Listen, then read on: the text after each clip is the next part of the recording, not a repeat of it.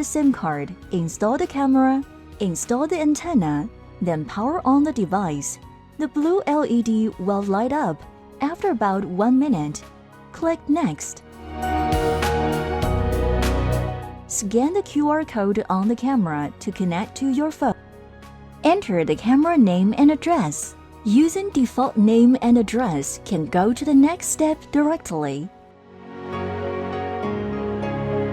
Camera installed successfully. Fully charge the camera at first use.